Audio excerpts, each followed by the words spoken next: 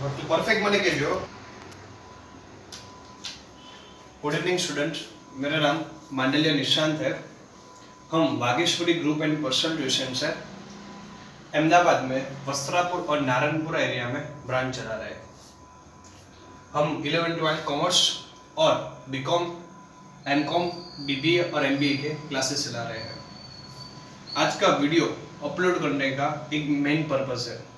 वो पर्पस ये है कि ये मंडे बीकॉम सेम 4 में कॉस्ट अकाउंटिंग का एग्जाम है। वो एग्जाम को ध्यान में रख के आपके एक चैप्टर है यूनिट कॉस्टिंग। वो यूनिट कॉस्टिंग चैप्टर में इंपॉर्टेंट सम्स है, हम डिस्कस करेंगे और वो चैप्टर का कंसेप्ट समझेंगे। अब आप कॉस्ट अकाउंट में 4 चैप्टर है। आप वो 4 चैप्टर में 2 चैप्टर यूनिट कॉस्टिंग और एक चैप्टर है रिकंसिलिएशन स्टेटमेंट। यूनिट कॉस्टिंग और रिकंसिलिएशन चैप्टर समझने के लिए सबसे इंपॉर्टेंट होता है importance of cost sheets. Clear? अगर आपको एक कॉस्ट शीट समझ में आ जाए, तो लॉजिकली आप ये दोनों चैप्टर है एग्जाम में अच्छी तरह अटेम्प्ट कर सकते हो, अच्छे मार्क ला सकते हो।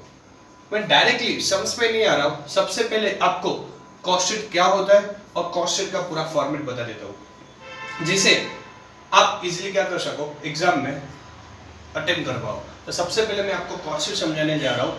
कॉस्ट शीट समझाने के लिए सबसे पहले इंपॉर्टेंट कंसेप्ट होता है। कोई भी चीज आप देख लो, वर्ल्ड में कोई भी चीज बनती है तो बनाने के लिए सबसे पहले क्या लगता है? खर्चा लगता है, एक्सपेंस होता है। क्या होता है? एक्सपेंस। फॉर एग्जांपल ये मार्कर है, तो ये मार्कर जो मटेरियल है, वो मार्कर बनाने के लिए मटेरियल लाना पड़ेगा, फैक्ट्री में बनाना पड़ेगा, इसका ऑफिस और एडमिन के खर्चे लगेंगे, इसका सेलिंग एंड डिस्ट्रीब्यूशन का खर्चा लगेगा। बाद में ये मार्केट है, इसकी जो एक प्राइस है वो डिसाइड होगी और बाद में वो फर्म उसका क्या करेगी? प्रॉफिट एड करेगी। तो ऐसा मैं बोल सकता हूँ कोई भी चीज है उसमें सबसे पहले क्या चाहिए? डायरेक्ट मटेरियल चाहिए। डायरेक्ट मटेरियल से लेके सेलिंग एंड डिस्ट्रीब्यूशन तक जो भी एक्सपेंस है वो किस में ऐड होंगे? कॉस्ट शीट में। तो सबसे पहले कॉस्ट शीट में क्या आएगा? आपको सबसे पहले प्राइम कॉस्ट फाइंड करना है। क्या फाइंड करना है? Prime cost. Prime cost find करने के लिए आपको direct material, direct labour, labour का दूसरा नाम है वेजेस, और third direct expense. Direct material, direct expense, direct labour, ये 3 चीज आप ऐड करेंगे तो आपको प्राइम कॉस्ट मिलेगा। क्या मिलेगा?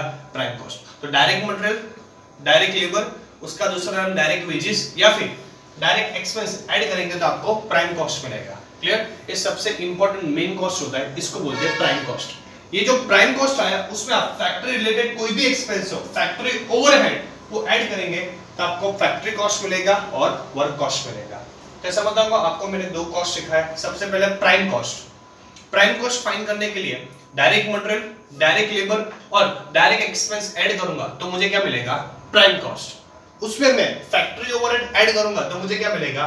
फैक्ट्री कॉस्ट और work cost. Clear? Third, factory के बाद ऑफिस और एडमिनिस्ट्रेटिव में जो भी एक्सपेंस होता है वो ऐड होता है। तो ऑफिस और एडमिनिस्ट्रेटिव ओवरहेड में जो भी एक्सपेंस है वो ऐड करूंगा तो मुझे ऑफिस कॉस्ट या फिर कॉस्ट ऑफ प्रोडक्शन मिलेगा। ऑफिस कॉस्ट या फिर कॉस्ट ऑफ प्रोडक्शन, 2 नाम है, एक ऑफिस कॉस्ट है और दूसरा नाम है कॉस्ट ऑफ प्रोडक्शन।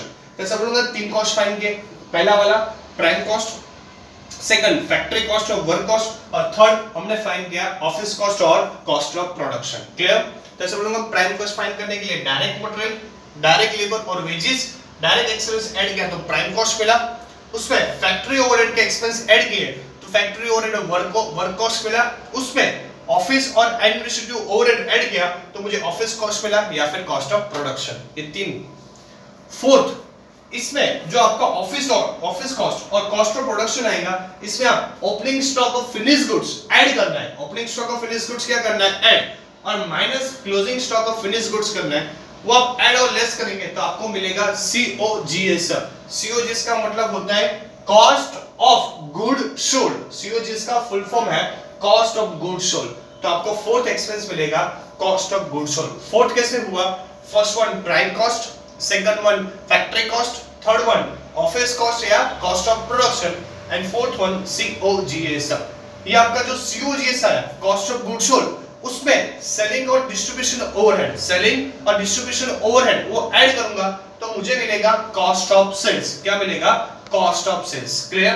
तो 4 कॉस्ट हुआ। वापस से बोल रहा हूं, प्राइम कॉस्ट, दूसरा फैक्ट्री और उसका दूसरा नाम है वर्क कॉस्ट, थर्ड ऑफिस फिर कॉस्ट ऑफ प्रोडक्शन।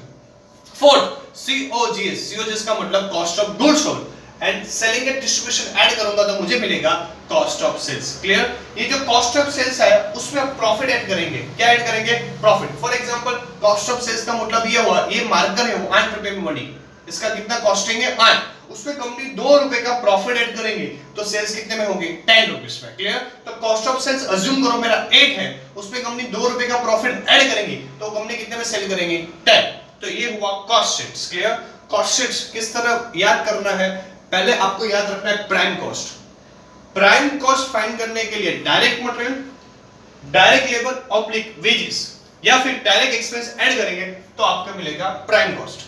वो प्राइम कॉस्ट में आप फैक्ट्री ओवरहेड ऐड करेंगे तो आपको फैक्ट्री कॉस्ट या फिर वर्क कॉस्ट मिलेगा। उसमें आप ऑफिस और एडमिनिस्ट्रेटिव ओवरहेड ऐड करेंगे तो आपको मिलेगा ऑफिस कॉस्ट या फिर कॉस्ट ऑफ प्रोडक्शन।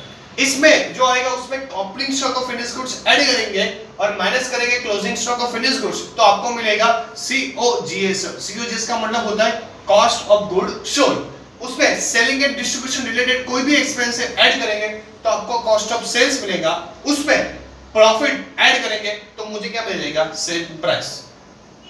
ये हुआ आपका basic concept cost sheet. Clear? With in a few minutes हम इसके रिलेटेड सम्स जो एग्जाम में आने वाले हैं, जो इंपॉर्टेंस है, वो हम डिस्कशन करेंगे। Thank you.